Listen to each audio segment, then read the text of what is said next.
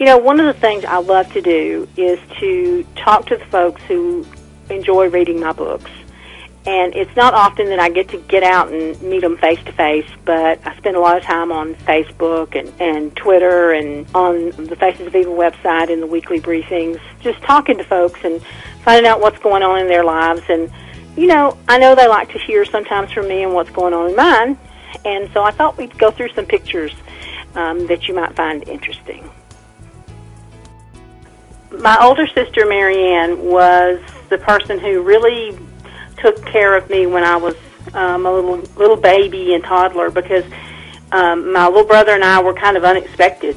Marianne and Eddie, the older kids, were supposed to be the only ones. So when I came along, I was this extra little person that the family needed watched after. And so my sister became almost like my mini mother, and she, I think, considered me one of her dolls, and we always had so much fun together.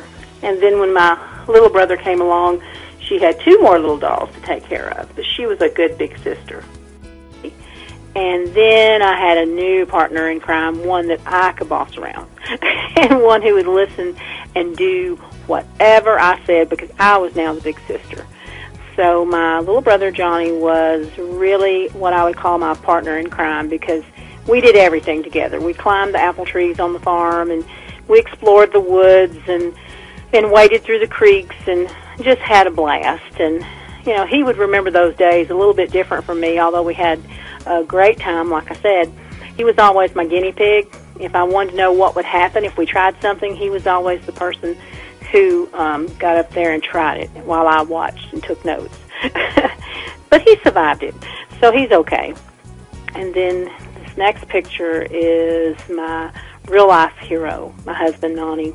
I met him when I was only 16 years old, and we got married, and everybody said it wouldn't work out, but here we are almost 40 years later, and it's worked out great. And he is still my hero, just as much now, maybe more so than he was way back then. And one of the things that we did together a few years after we got married was he joined the military, and off I went to this new adventure.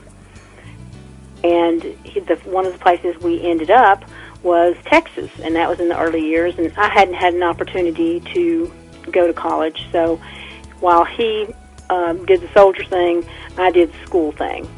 So I graduated from Central Texas College after a couple years, and then we moved on to Berlin, Germany. Berlin was a very exciting time for us. The wall was still up, and it was just an incredible time to be in that city.